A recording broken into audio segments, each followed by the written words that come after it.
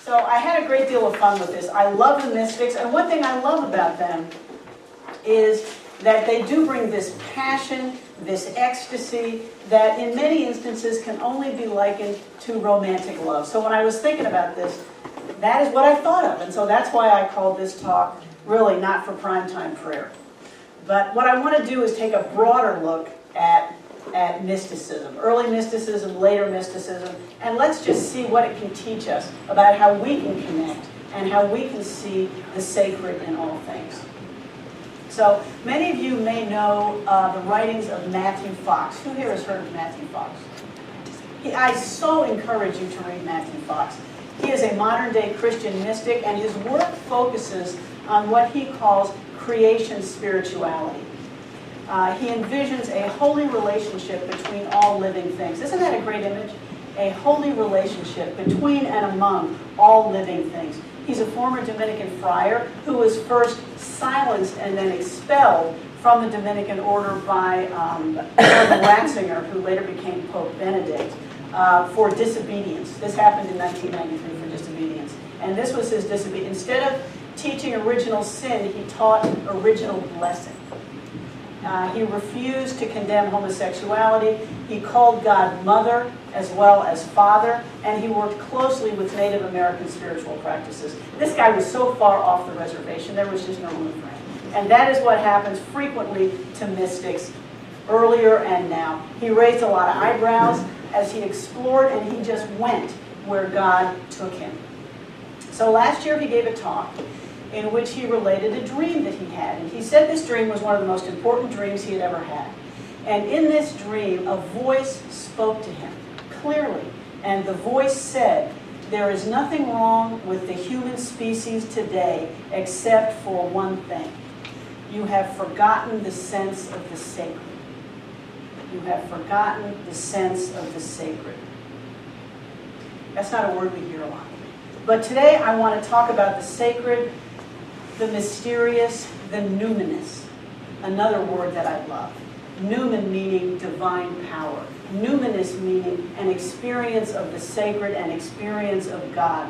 I want to talk about the mystics because they are the ones who remind us that everything is sacred, that we are sacred, individually and together we are sacred, that we come into balance with our universe and with each other only when we live from that truth and in that recollection. So let's look at the world for a few minutes from the perspective of men and women who lived in a state of what Rabbi Abraham Joshua Heschel called radical amazement. Another term I love. So you might be able to tell, as I've said, that I just love the mystics. They teach us that life can be a celebration of the wonderful. What is it that Thomas Berry said in our reading? In the end, the universe can only be explained in terms of celebration. If I were to start that sentence for you, in the end, the universe can only be explained in terms of, what word would you put in? Think about that. The word he uses is celebration. I believe the example of the mystics can inspire us to show up in the world in a more loving way, a more authentic way, and indeed a more courageous way.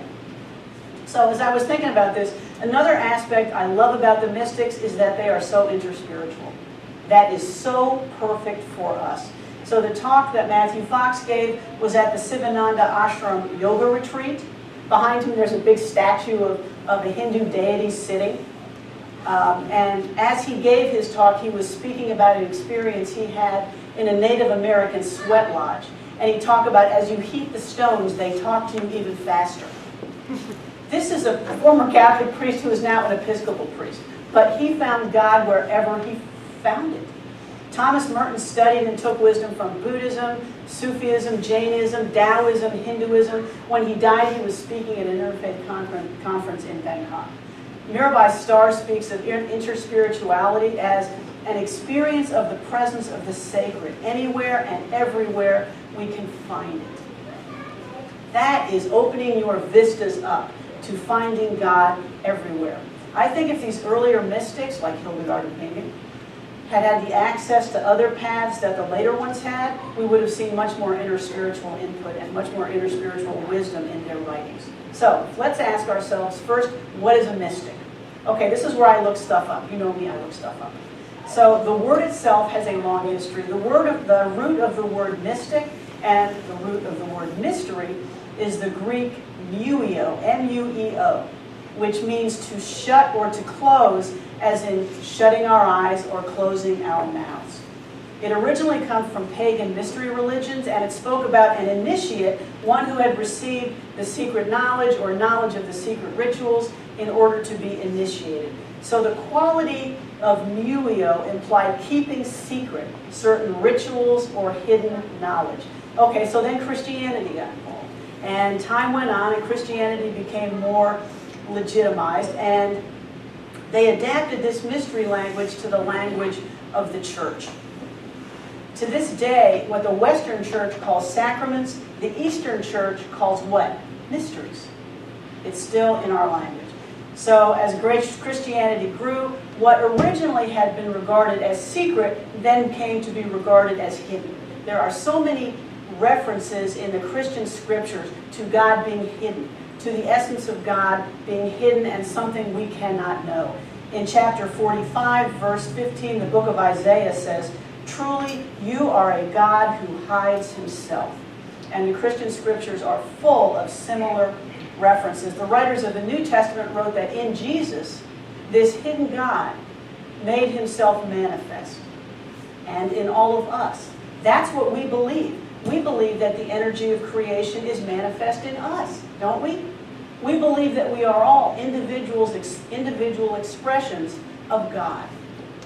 So author Carl McColman teaches that mystery, in the Christian context, involves hidden things of God made manifest or revealed in the hearts and minds and spirituality of those who love God. And when I say God, put in any word you like. I say God, it can be spirit, it can be creator, it can be anything. Don't get hung up on that. Put in a word that works for you. Christian mystics have been those who live this spirituality, manifesting the presence, the love, and the power of God in their lives every day. So, it's not theology, which is what? Information. It's not morality, which is rules. It's the lived embodiment of this powerful experience. Isn't this what we come here every week looking for? That's what I say I want you to walk out of here with every week, is the lived experience of God, so that you can take it out and keep living it beyond these walls. The mystics teach us that we too can be transformed, because that's what mysticism is. It's not just having an aha blowout moment. It's living a transformed life as a result of that experience, as a result of that knowledge. So, many people think that they cannot be mystics because we have this image that mystics are people who see things or hear voices or somehow have experience. Someone's laughing back there, seriously. Okay, well, you're all sitting, I hear voices. So that's fine. Many people do. Many people have those experiences, but not all of us do. Not all the mystics we read about or that we meet had such experience. But that doesn't mean that they did not have that direct, personal, intimate experience with God. So how do they reach these moments? Well, in this way, Western theology sometimes marries up with Eastern religions. You meditate, you contemplate, you pray, or you just go outside and get hit upside the head in one of those aha moments. We don't know. Everything is individual. Everybody experiences God in his or her own way. The one thing we do know is that this point of access is there. That if we open ourselves up to the wonder and the awe that is out there, that is in here, that is us, we can have those experiences of God. As Rabbi Heschel said, "Never once in my life did I ask God for success or wisdom or power or fame. I asked for wonder, and he gave it to me." If we continue to ask for wonder, we will continue to have these experiences that lead us to a transformed life. Perhaps the most important thought to take away is that we are all mystics, each in our own way. William McNamara once said, "The mystic is not a special kind of person. Each person is a special kind of mystic." How cool is that? Y'all are mystics. Go out and be. Each each of us can have this direct and powerful experience. So learning about the mystic teaches us and inspires us that such an experience is not only possible, it's imminent, it's close. It can happen, and it can happen to us. So let's talk a little bit about the early mystics.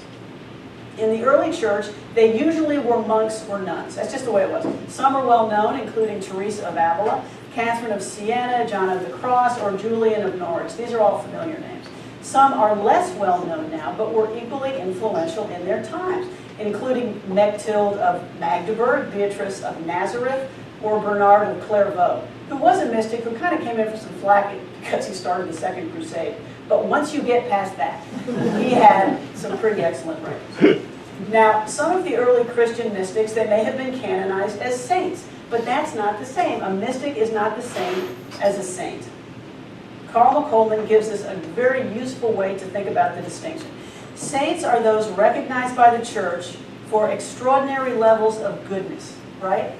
Holy goodness. While mystics, on the other hand, encountered and embodied the presence of God in their lives in life-altering ways. He wrote, "A saint is someone who is good and holy, while a mystic is someone who knows God, who embodies," think about that word, who embodies the presence of God, and whose life has been transformed by this divine presence. Saints embody goodness, while mystics embody transformational love. There's going to be some overlap, but not always. But if I had a choice, I would much rather be a mystic. In the writings they left behind, these men and women tell us of their direct experiences of God. They are often ecstatic. They certainly describe a powerful connection. They are not what you think of when you imagine luminaries of the church. Look at the front of your bulletin. Some of the language they use would get you thrown out of Sunday school. Have you guys read the Song of Solomon? I mean, it is pretty inflammatory stuff. That I have my beloveds, his desire is for me. That is the image they use because it's powerful, it's connection, it's ecstatic, it's intimate. This is also from the Song of Solomon. Now listen, this is an expanding thing for me. I was raised an Episcopalian, and we don't do stuff like this. So when I get up and read to you from the pulpit the Song of Solomon, this is a first. Okay, so this is part of it. He said, "At night on my bed I longed for my only love. I sought him but did not find him. I must rise and go about the city, the narrow streets and squares, till I find my only love. I sought him everywhere, but I could not find him." You go on to read those books, and they are just ecstatic about the beloved searching for her lover. And it just goes on like that. And these poems are read metaphorically, but they tell us that these early writers felt such a strong connection, such a strong union with God, that the only way many could articulate it was to call upon the images of romantic love. When you are in love, I mean, those of you who have been in love, who are in love, know this. You are obsessed. You are besotted. You are just gobsmacked with the image of your beloved. You can think of nothing else. It is consuming. That was the only language they could think of to articulate their connection that they were feeling with the divine.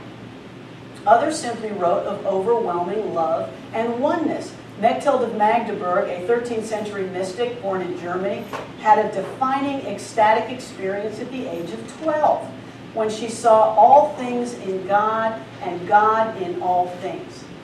Does that sound familiar? This is a mystic in the 13th century. We also have other traditions that just talk about love. Here is Rumi's reflection on living the love of the divine. This is his Ode 314. "Those who don't feel this love, pulling them like a river, those who don't drink dawn, like a cup of spring water, or take in sunset like supper, those who don't want to change, let them sleep." This love is beyond the study of theology, that old trickery and hypocrisy. If you want to improve your mind that way, sleep on. I've given up on my brain. I've torn the cloth to shreds and thrown it away. If you're not completely naked, wrap your beautiful robe of words around you and sleep. What is he saying? He's saying if you don't live it, if you just want to think it, you might as well be asleep. It's not the theology, it's the lived experience. It is this same energy that compelled so many that we call mystics, mostly the more modern ones, to get up and move out of where they were and into action in the world. To translate these ecstatic, these transformational experiences into action. When you realize that you live in the midst of sacred creation, not only that you live in the midst of it, but that you embody it, that it is just exploding out of you, you lose your choice to disregard the pain of others. Your comfort zone blows away like an empty kite in the wind.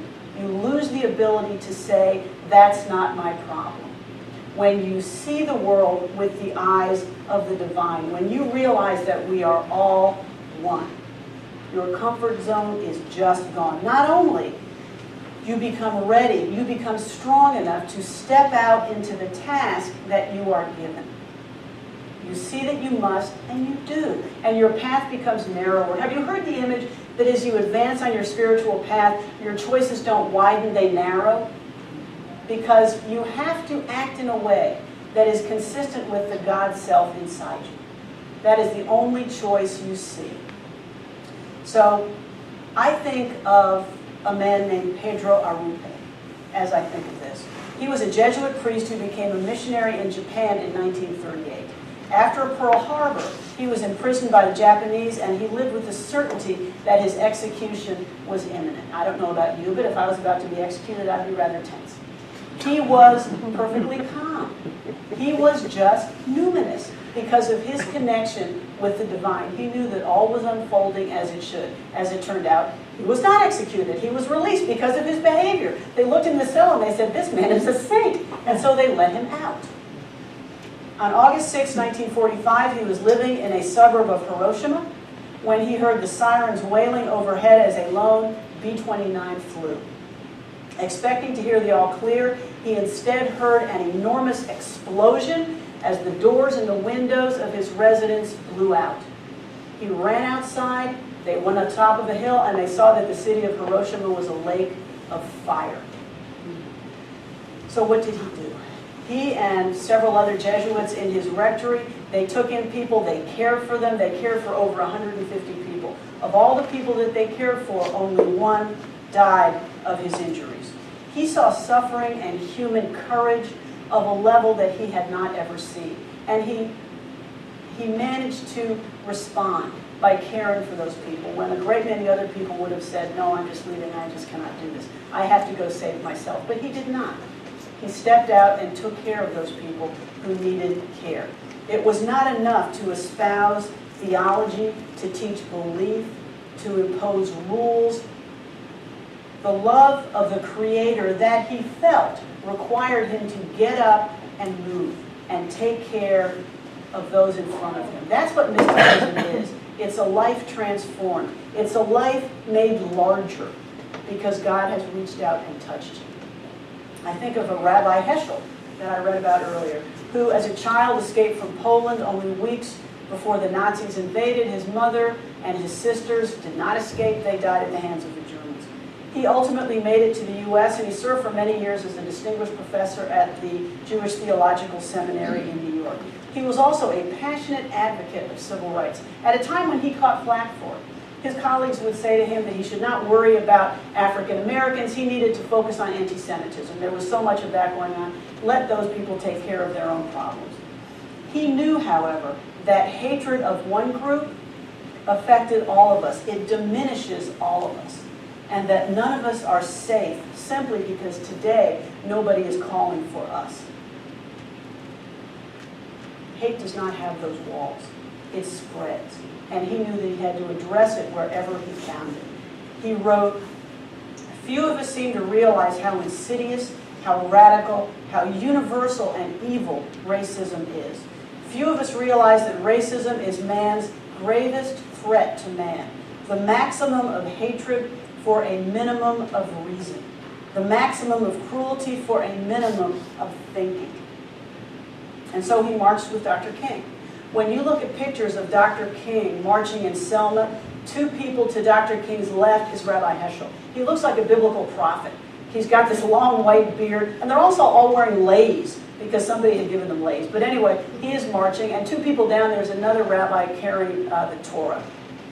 When he came back from the march, his 10-year-old daughter asked him what it was like. And he said to her, I felt that my legs were praying. That's the life of a mystic. Your legs pray. Your hands pray. All of you is involved in loving others, bringing compassion and healing to the world. I felt that my legs were praying. That's just beautiful. So, am I saying that only religious mystics can live a transformed life? No.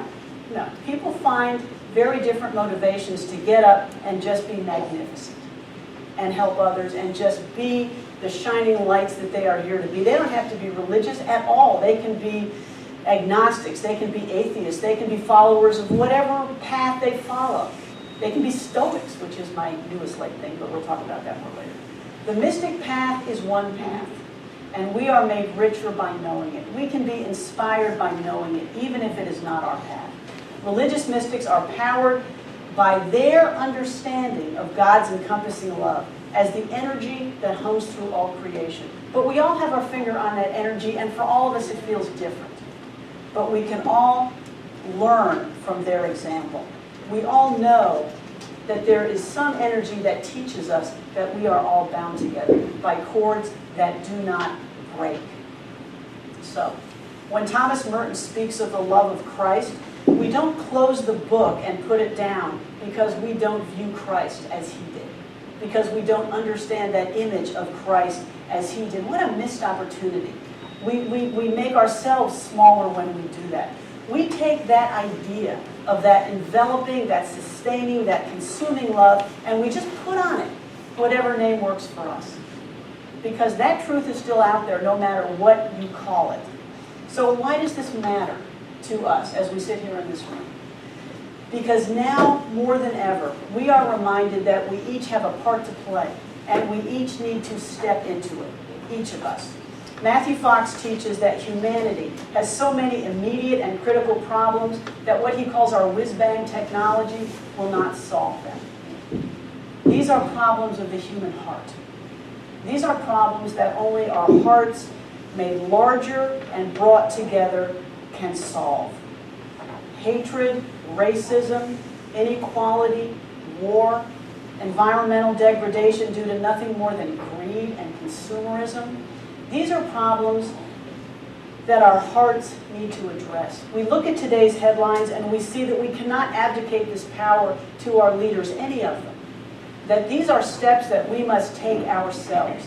These are responsibilities that we must step into ourselves. And we see people doing this every day. This is something that if we decline to do it, we cannot condemn others for doing the same thing. We cannot say, this is someone else's problem. If we do not step in as the voices and the legs and the hands of love in this world, we can't fault others when they make that same choice. In every way, our loving action in the world can be strengthened by our lived experience of God. And that's what the mystics teach us, whether they're in the 13th century or whether they're last week. They teach us that these experiences can power us to show up as the love of God in the world. Lives lived from a place of transformation are just different. They are just larger. Albert Einstein was asked toward the end of his life if he had any regrets, and he responded, I wish I had read more of the mystics earlier in my life. Isn't that cool? This is Albert Einstein talking. I wish I had read more of the mystics earlier in my life. We are so fortunate to be able to learn from them, from the examples of these earlier mystics, modern day mystics, of how they learned to live in the world as a channel for grace. They have so much to teach us. Let me close with a short reading from Carolyn Mace, another modern day mystic, from her book, Entering the Castle. She wrote, the contemporary mystic, more often than not, does not reside in a monastery. The New Mystics community is that of humanity itself. The contemporary mystic is called to represent an invisible power in the world through a personal spiritual practice, through the power of prayer, through living consciously and practicing compassion, and through becoming a channel for grace. As a contemporary mystic, you are measured by the quality of attitude you bring to all your tasks, by your capacity to be a model of generosity, and by challenging the fear that there is not enough to go around. Mystical service means modeling calm in chaos, kindness amid anger, forgiveness at all times, personal integrity. To live, in other words, mindful that every second offers a choice to either channel grace or withhold it. Let's use their example to remember that we live in the world of the sacred, all of us, all of this earth, all of creation. We are caretakers of it. We are lovers of it and each other.